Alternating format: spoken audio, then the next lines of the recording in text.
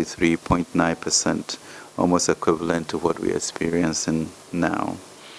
Ladies and gentlemen, we are at an important moment in our economic history, and in the context of today's briefing, it is important to focus on the progress being made to put us firmly on a path of macroeconomic stability. We have since Q1, first quarter 2022, cut discretionary expenditures in our budget by 30%. In addition, we announced a number of expenditure measures to keep public spending in line with our tightening economic conditions, including restraints on purchase of new vehicles and a moratorium on non-statutory travel. As part of measures to shore up our reserves, improve exchange rate stability, and address some of the funding needs, the Ministry successfully worked on the $750 million Afri-Exim loan facility, which was received in August 2022. We thank Parliament for the accommodation in this also. The traditional cocoa syndication loan expected in the last quarter of 2022, which will promote the cocoa sector, will further help us build our foreign exchange reserves and provide a strong buffer for the cedi in the last quarter of the year. Additionally, the Bank of Ghana has introduced enhanced measures such as a special foreign exchange auction for bulk distribution companies and a gold purchase program to contain the depreciation of the cedi, which is now slowing down. So far, provisional fiscal development for January to July 2022 presented within the context of the 2022 budget revised deficit target of 2.6% of GDP and a primary balance of 0.4% of GDP show that 1. The overall fiscal deficit amounted to 31.1 billion, 5.3% of GDP, against a target of 31.2 billion, about 5.3% of GDP, and that the corresponding primary balance for the period was a deficit of 7.6 billion, 1.3% of GDP, against a target of 7.8 billion, 1.3% of GDP. Current year expenditure has also largely been contained owing to the operationalization of expenditure cuts announced since March. We are on course with expenditure rationalization efforts and will continue to enforce strict adherence to these measures across all MDAs whilst ensuring efficient delivery of public services. The Ghana Revenue Authority has intensified its efforts to shore up domestic revenue mobilization, particularly in relation to the enforcement of compliance measures. The increased visibility of GR officials at shopping malls and various commercial establishments and at our borders across the country is in pursuit of meeting our revenue objectives. Such exercises form part of an ongoing drive to ensure we take significant steps forward in remedying long-standing challenges with domestic revenue mobilization, indiscipline, corruption, and leakages. Of course, heightened tax compliance and increased tax audit exercises will continue to be complemented by policy initiatives that allow us to tap into a wider pool of taxpayers in the years ahead. Towards this, therefore, we are looking at areas around the e-levy to ensure its efficient implementation. Overall, our growth outturn of 3.4%, an impressive 4.8% in Q1 and Q2 of 2022 respectively, coupled with modest improvements in our fiscal position, suggests our economy is gradually on the upswing despite the numerous shocks we have faced over the past 2 years. These figures demonstrate that in spite of recent challenges, there has been economic growth, modest as the gains so far may be. This progress gives us a solid foundation to confront the challenges ahead. Undoubtedly, global risks remain on the horizon, including a strengthening US dollar and higher interest rates, which negatively affect external borrowing. This development is exerting enormous pressure on our balance of payment position, and thus the need for us to expedite engagement with the IMF. Within this context, government is finalizing its post-COVID-19 economic program as a domestic blueprint to engage the IMF. This document has already benefited from input from key stakeholders including civil society, social partners, labor, employers, and faith-based organizations, academia, industry professionals, and the leadership of Parliament. Additional stakeholder engagements will be held to solicit further inputs for the program. Our economic program contains a set of time-bound structural reforms and fiscal consolidation measures to place our debt levels and fiscal accounts on a sustainable path over the medium term. The program is hinged on 7 pillars, namely debt sustainability, fiscal consolidation, strengthening monetary and exchange rate policies, building strong financial institutions, macro-critical structural reforms, maintaining peace and security, and economic growth and transformation. The IMF negotiations. The formal negotiations for a fund-supported program began on Monday, September 26, 2022, and discussions are advancing smoothly. The IMF mission will cover a period of 10 days, and in line with His Excellency the President's dialogue with the IMF Managing Director, Kristalina Georgieva, negotiations will be fast-tracked to ensure the key aspects of the program are reflected in the 2023 annual budget statement in November 2022.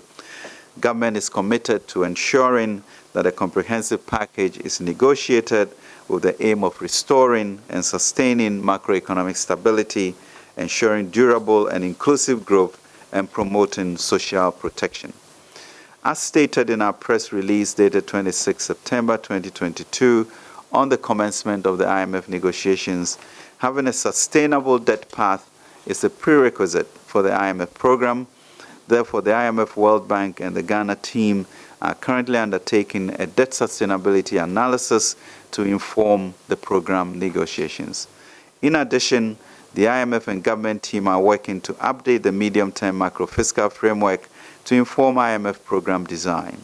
Also, the government team and the IMF team are discussing policy measures and structural reforms proposed in our economic program aimed at addressing the economic challenges facing the country towards restoring and sustaining macroeconomic stability, fiscal and debt sustainability, as well as promoting durable and inclusive growth and social protection.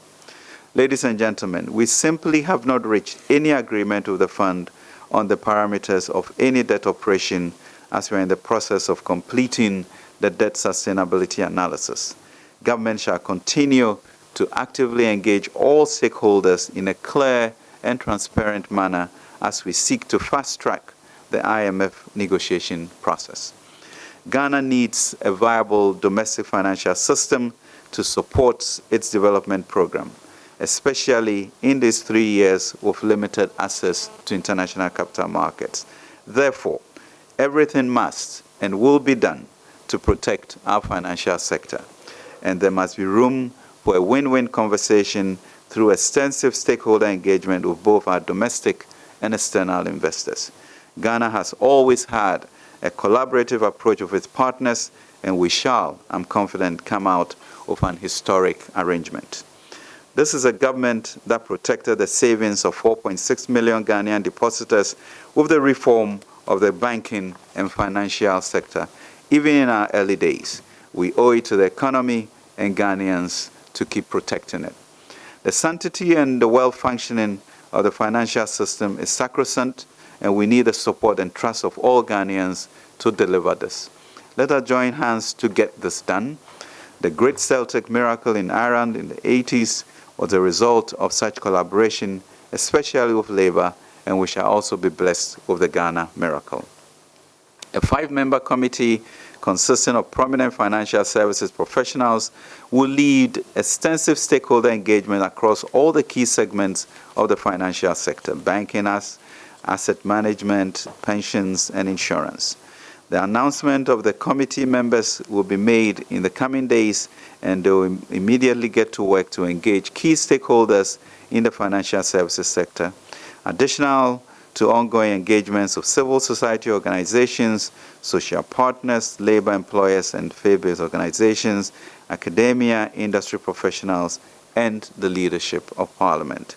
We welcome all contributions to this great public debate, but we must be careful to build and not to tear down our nation. Ladies and gentlemen, we will leverage on our strengths to rebuild the economy, focusing on our productive sectors. Initiatives such as the Youth Start program that will provide 1 million jobs over the next 3 years will support entrepreneurs with loans to build their capacity to create more jobs and realize the present vision of a Ghana beyond aid and an entrepreneurial nation. The Development Bank of Ghana, which we capitalize at $750 million, is also supporting the private sector to invest in areas that will stabilize the economy over the medium to long term, with positive knock-on effects on job creation and economic growth. Taken together, we cannot lose sight of the remarkable progress we have made since the pandemic. And I believe that in the months to come, our robust policy approach response will help to considerably ease the challenges with inflation and the exchange rate pressures. I am extremely confident about where we'll land on this journey. We as a country have survived 142% inflation, yellow corn hysteria, mass exodus from our country, and more recently, a successful exit from the 2015 Extended Credit Facility IMF program. So let us go for the spirit of courage, for the Lord is with this nation. Let us not fear, for he who is of us is greater than all. In conclusion, ladies and gentlemen, I remind each and everyone that Ghana is the only place we have. Its progress, its prosperity is our collective duty. We have overcome many challenges and risen to the occasion many times. This is another challenge which we must overcome. This too shall pass if we remain united and purposeful.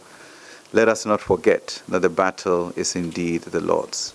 As the book would said in Genesis 11:5, if as one people speaking the same language they have begun to do this, then nothing they plan to do will be impossible for them. Thank you very much for your attention. God bless you. God bless our nation and make it great and strong. Thank you. Thank you so much for the insightful presentation, Honorable Minister. If you are joining this press briefing, we are live on GTV and JoyNews. We are also streaming on Facebook at Ministry of Information and Ministry of Finance. It's so refreshing to note that, as Honorable Minister mentioned, in spite of recent challenges, we are recording economic growth. That was one point that was really encouraging, and I believe that there is light at the end of the tunnel. Thank you so much, Honorable Minister. It's now time for Q&A. If you have any question, this is the best time to ask. If you show by hand, we'll bring the microphone to you. You mention your name and media house and then proceed to ask your question. Okay. So we'll take the first question from here. If there are any hands, okay.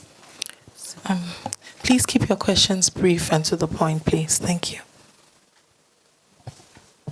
My name is Maxwell Adumbila from Graphic. Minister, I noticed the optimism around getting a program by December, but our history shows us that we normally would take about 7 months minimum to get a program, from time of announcement or engagement with the fund to the time we seal a program.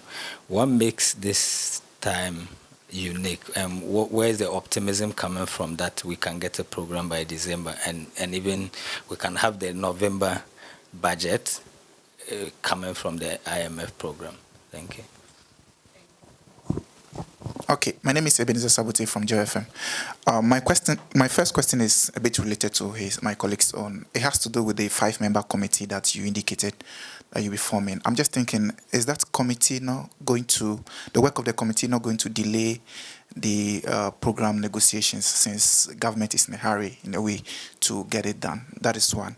And then secondly, I was thinking that you were going to give us some updates on the previous press conference that you had. You did mention some budget cutting measures that government was, undertaking, like the moratorium on purchase of new vehicles and stuff. I was thinking that you were going to give us an update on, at least let's know the impact of that savings that we have been able to, done to the economy. Thank you. Thank you for the question. Please, if there are any hands, this is the best time to pick the questions. Otherwise, I take that to be the last. Okay, Echo. Thank you very much. My name is Echo from Bloomberg. One observation. I was happy to note that you said you're going to have more monthly briefs, and so that would help. It's very welcome. Thank you. Honorable, you also mentioned about this board that or committee that you have put together. I didn't quite get the exact work they are going to do. Is it also going to be part of the DSA analysis that is ongoing? And I want a bit more clarity on that. Thank you very much. Thank you. Thank you for the question. If there are any hands, we can pick two more. If not, we go to Honorable Minister. Okay, Honorable Minister. Thank you very much indeed, and welcome. I think the issue of the timing is that, you know, we've seen countries like Zambia, rightly you have mentioned, gone through a 2-year negotiation by getting into the common framework. And really, I don't think we as a country can afford that type of uncertainty over the period. And why are we hopeful that that will be different? Because in the discussions that I had with the managing director of the IMF, I mean, those were the specific issues that we talked about, how to fast track this so that we will get into organizing ourselves a lot better. But more importantly was the meeting between His Excellency the President and the Managing Director of the IMF in Rotterdam. And it was very, very clear in terms of the commitment that the fund showed. And she did say that they were determined to reach an agreement by end of the year, and that they've started constructive discussions with us. The team is here, and they are here on a mission, but as the mission chief told us, this is not a mission of 10 days, it is a mission through the end of the year. So there's increased intensity and acknowledgement that this must be done. With regards to the committee, coming from all of you, no, it will not delay. I mean, I think if I were to even listen to Bloomberg and Joy, you seem to have the answers for what this is going to entail. So within the confines of this period that we are in discussions, we will be able to come up. We expect them to be able to come up with input ideas as to where we should be going. I mean, the truth of the matter is that the variety of options, you know, we can all, you know, think of them. The issue is the idiosyncratic nature of our market and making sure that whatever we do goes to create, you know, a stronger financial ecosystem than before. And the best way to do it is to have a committee of experts working with the stakeholders. So that's good. With regards to the issue of the budget in terms of the 30% effect, goods and services are below, you know, target by 41.4% due to these cuts. Domestic capex below target by almost 2/3, primarily due to these expenditure cuts, and overall expenditures were below target by some 7%. So we are making a headway, and the question is, you know, in a sense, how much more adjustment can one do? I think the going forward I don't know, call Bloomberg, what did you ask?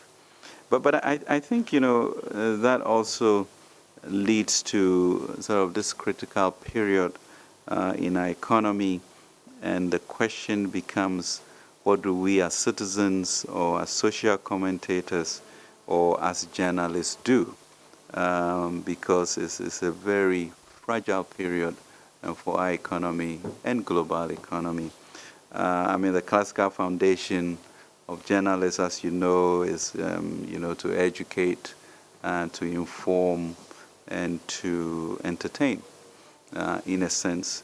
But I recall that I think it was P.A.V. Ansah who said that in countries developing with such fragility, the underpinning of all of this work that we do must be one that always remembers social cohesion. And if we trip beyond that, we are not sure whether we are educating, we are informing, or we are entertaining to the peril of the society we are in. So really caution to all of us as citizens, all of us as social commentators, the Bloombergs, etc., which really we must be very cautious about and really understand where P.A.V. Ansah was coming from, the need for social cohesion and to have the society we all would want to live in. Thank you very much.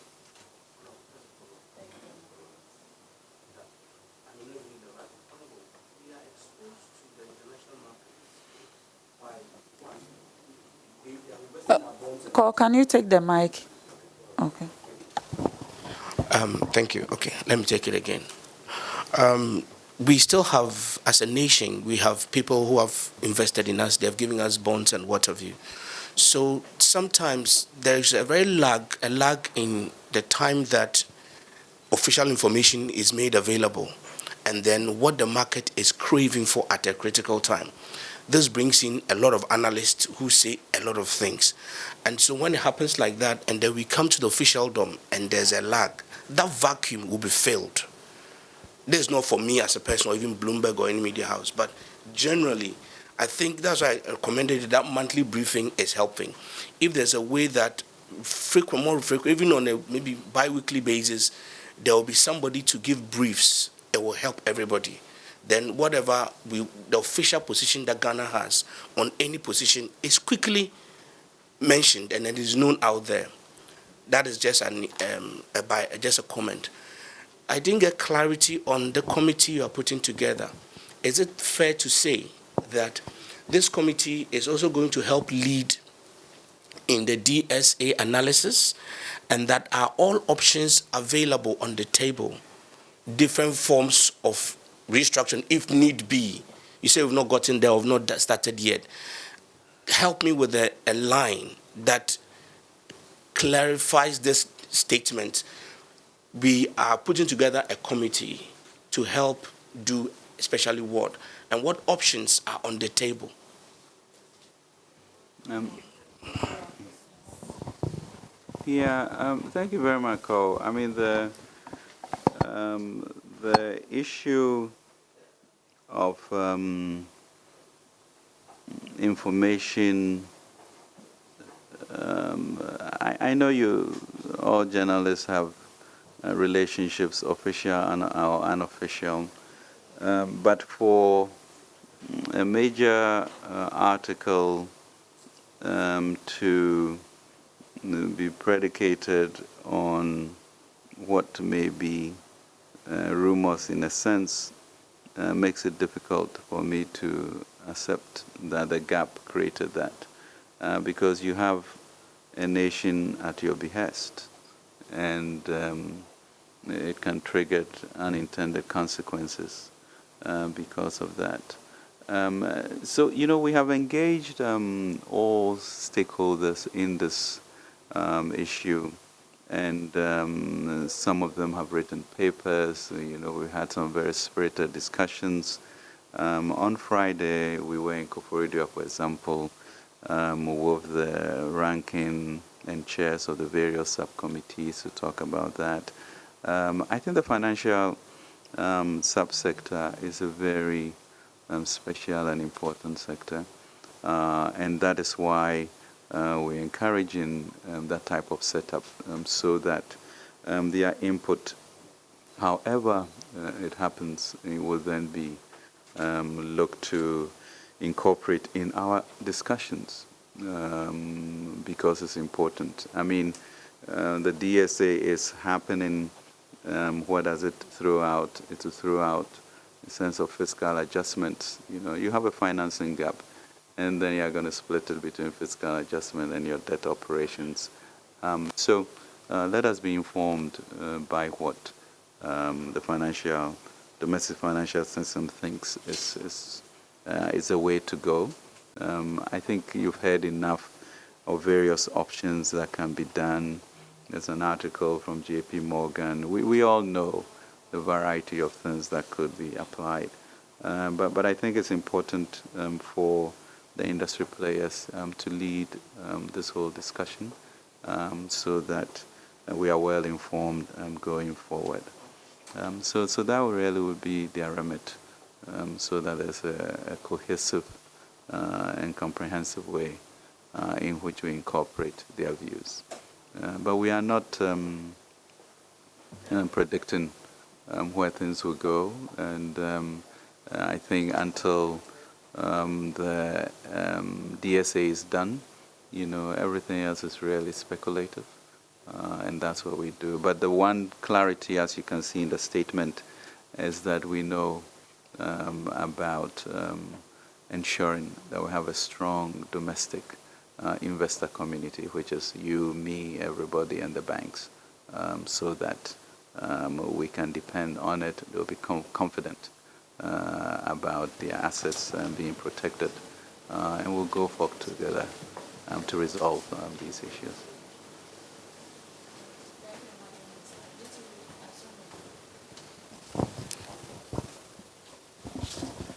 So my name is Esther Idu, and I'm coming from GBC News. So I'd like to know, how does the latest Fitch downgrade affect your negotiations with the IMF? And also, we have a budget timetable for 2023 to be in November. And how soon will the IMF discussions end so not to disrupt the budget timetable for this year? Thank you for the question. Okay, the last question. All right, I'm Isaac Adu from the Finder newspaper. Minister, from where you sit, how soon will we restore macroeconomic stability? How soon? Thank you. The Finder, that's a big question.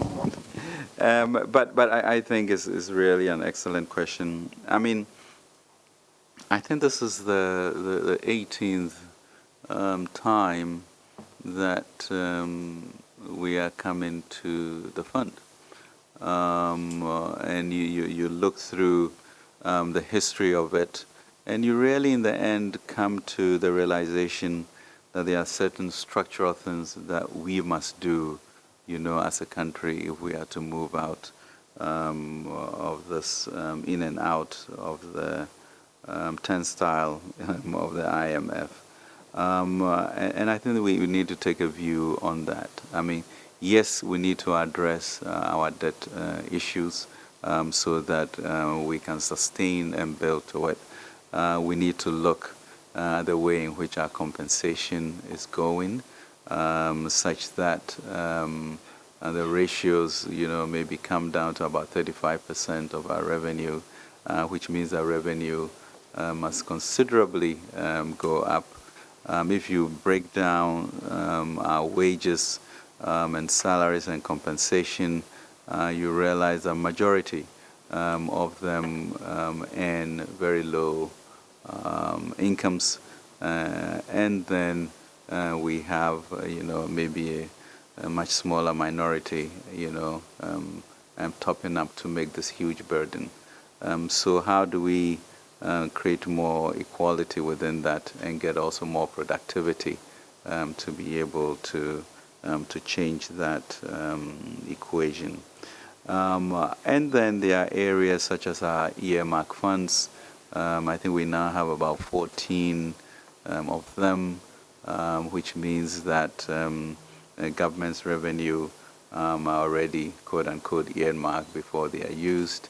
And we need to examine those. Those were some of the issues that came up in Koforidua of the parliamentarians. And then you look at our foreign exchange issues, and the question becomes, why do we have these retention agreements, and shouldn't all of the resources of these companies, oil or mining, go through the Bank of Ghana as a matter of fact to reduce these foreign exchange pressures? That's important.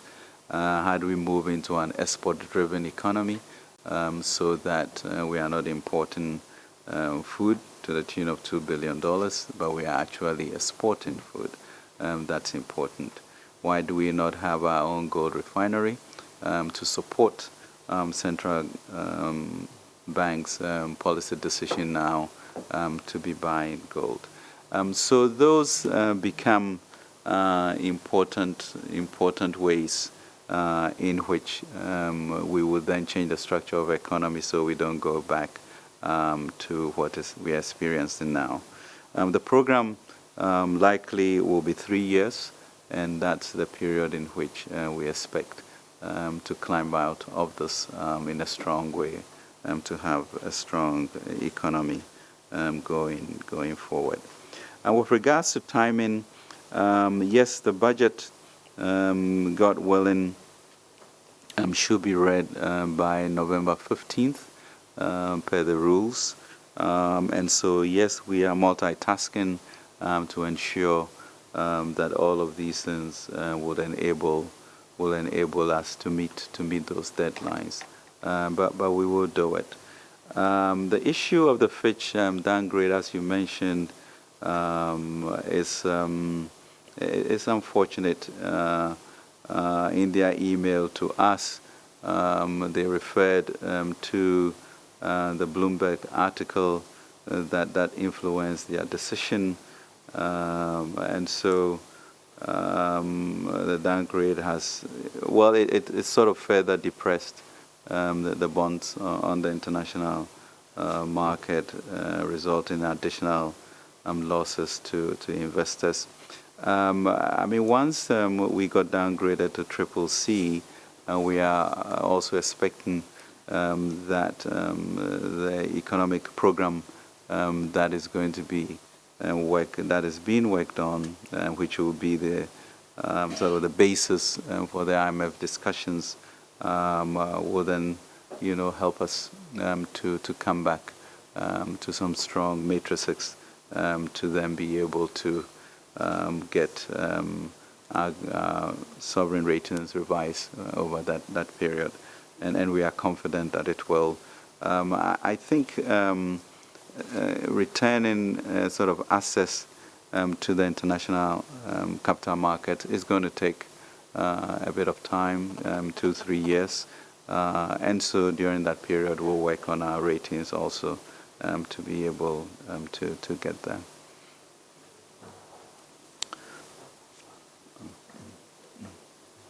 Minister, we'll take your final remarks. Great. Well, let me really thank you for being here. These are difficult times, but really we are, in the throes of the discussions with the fund. Things are going really well in terms of where we want to land in 3 years. The analysis for the DSA, debt sustainability analysis, is rigorously going on, and that would inform us by the end of these 10 days as to what we are going to specifically do in various areas: fiscal adjustment, structural reforms, debt operations, etc. But let's rest assured that as is want for us to be a very collaborative society, we will work with our domestic investors as per through the committee, work with our external investors, and come up with a win-win solution that, as I mentioned, will be an historic solution that has not been seen before. We have gone through as a nation very difficult moments, and really we are very comfortable that it can be done. But going on this is also we reaching out and people reaching out to it, to us, to build in a constructive way, because that is really important for us to have that peace and harmony, speak that one language, and ensure that the Black Star is where it should be. So yes, I'm confident, difficult periods, but we have done it before, and the battle is indeed the Lord's. We will get there. Thank you.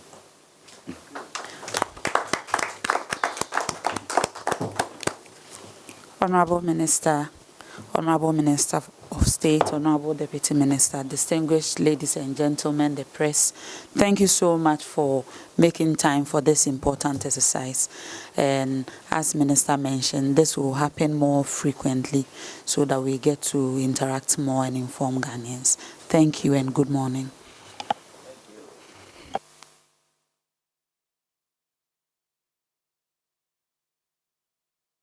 Minister Ken Oforiatta addressing the nation as to how what they're doing to bring the nation, the economy back on track. He admitted that we need to look at sustaining the debt in order to be able to build from there. He says that the debt sustainability analysis is currently ongoing rigorously with the IMF team to determine what ought to be done going forward. He again says, answering a question about when exactly we'll be out of the situation we are, he says the program with the IMF will take 3 years, and that is the period they expect that the economy will really be out of the current situation we are in. So they expect that it will take 3 years for us to really be on our feet again. He also mentioned that they have set up a 5-member committee to engage key stakeholders like the leadership in Parliament, like CSOs and the financial sector, to then be able to help come up with a very good strategy on how we can be out of where we are now. On how this whole situation will affect investors, he says the stakeholders will engage the domestic investors as well as the foreign investors to come out with a win-win situation such that it won't have any negative impact on anyone. He mentioned that the You Start program is supporting entrepreneurs to create millions of jobs, as well as the Development Bank of Ghana, which is also supporting businesses to enhance growth in the private sector. So that has been the engagement with the press on how the government is working to fix the economy. This is still News Desk on the JoyNews channel. We'll take a quick break. We will be back with more. Stay with us.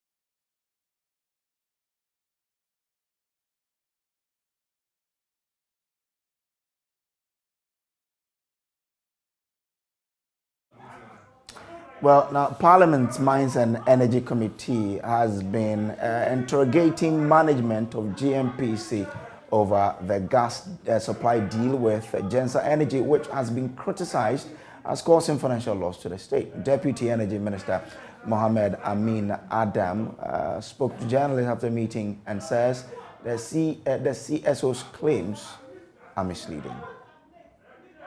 The agreement between GNPC and Genser, which is the subject of public interest, I think that it is important we understand it.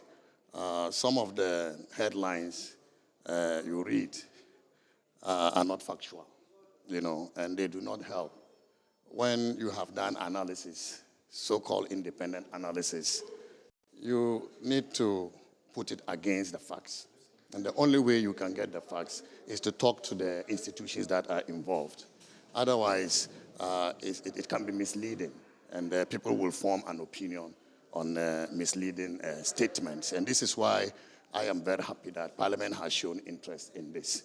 Our Parliament is a very responsive Parliament, and the Committee of Parliament, the Mines and Energy Committee, has met with GNPC and the Ministry of Energy, who provided all the answers they want for the questions relating to the allegations that have been made by Imani and Asad. And we know that they are going to scrutinize this agreement, and the questions we have answered, the answers are going to be put to test, and then in due course, the nation will be informed as to whether what we did is in the interest of our country. Such headlines can be misleading. You know, when you say that Ghana is losing 1.5 billion, I mean, and the analysis doesn't support that, then you are misleading the public. And so it is important you talk to the agency involved so that they will open the books to you. And GNPC is ready. They are available to open the books to whoever has concerns about that agreement. The fact that they are here explaining to Parliament, you know, means that they are not afraid to open the books. Parliament is a representative of the people. And so if we can open the books to Parliament, why not the public?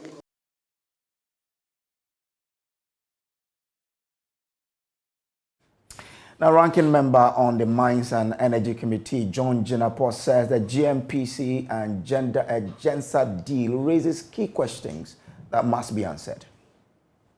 The WACO, which is the weighted average cost of gas, was about 7.9. Then, for some very strange reason, Ghana Gas receives instructions from the minister then, Mr. Pichando, to reduce the tariff to 6.5. That for us is a key issue we want to investigate. And that's what Ben raised. Why would you classify that company as an industrial company and apply the industrial tariff? That for me is very, very important. Why are you not doing same for VRA, for Ameri, and for the other plants? Why this particular plant? Ghana Gas also decided that Genser, which wanted to do a 12-inch pipeline, should rather expand it to a 20-inch pipeline. Why would Ghana Gas make that decision? Today, as it stands, we are paying capacity charges for that pipeline. Genser is a private entity. And so usually my focus is on Ghana Gas, GNPC, and government. Why extend that pipeline from 12 to 20 when you know very well that you don't have that gas to flow through that pipeline? And so that is very, very important for me. And in the Ghana Gas agreement, Ghana Gas was supposed to pay $3.6 million per month for 96 months if they wanted to own that 135-kilometer pipeline. That brings it to $345 million. That's quite a colossal amount. I'm asking myself, what investment appraisal analysis did they do? Was there value for money? And so clearly, GNPC couldn't answer some of these questions. And so Ghana Gas would have to appear before Parliament. Now, reacting to the development on the AM show, Executive Director for the Africa Center for Energy Policy, Ben Boache, says the reasons being given by the GNPC to the Energy Committee of Parliament on the Genser deal is surprising and does not deal sufficiently with issues raised. If EMT, bars Ghana Gas from selling to power consumers, except industrial consumers. So what that means is that Ghana Gas is supposed to sell to industrial consumers, and GNPC is supposed to sell to power consumers. How then does GNPC now get into an agreement that says that it is selling gas to Genser for an industrial tariff? So the explanations that are coming, and that's why I'm surprised that those explanations were given to Parliament, and Mr. Atachina says he's happy with GNPC and not with civil society for raising questions on numbers that are in the document. All right. So those are the fundamental questions, and I expect that Parliament will perhaps pay more attention to the numbers that we have put out. We would have been happy to hear Honorable Atachia and Honorable Katie Hammond speak to the numbers and say that there is no subsidy, and also compute, the 3.26 that has been given on the existing infrastructure and a further discount to 4.3 on the extension to Kumasi, and say that those numbers do not discount the price by $1.5 billion. That way they will be, telling the truth to the Ghanaian public. But just to simply say that we are being sensational without speaking to the numbers, you're not being fair to the conversation that we are having at this point. We'll take a quick break now. We'll bring you sports afterwards.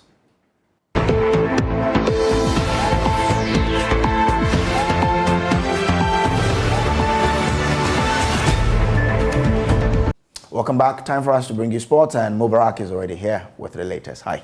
Yes, Samuel, it's about Samuel Bodu. You understand, or you already know that he's been fired as the head coach of Accra House of Folk. But what we are hearing and gathering is that there is a Dutch manager called Eric van der Meer. He has been in discussion with the club, hopefully to replace Samuel Bodu. So that's what we are picking up at the moment. But their Premier League game this Saturday will be against Vienna Gold Stars, and it is the club's under-20 head coach, Samuel Ninoy. He will be handling the team on an interim basis before discussions will be finalized for the Dutchman to lead the team subsequently. All right. Thank you very much. Welcome. And after we wrap up the bulletin, let's apologize for our inability to bring you the stories as advertised earlier. All of those plus more will be in our Joy News today at 12, so do make a date. But for now, you can log on to myjoyonline.com for more news and information. My name is Samuel Kojo. Do enjoy the rest of our shows. Good morning.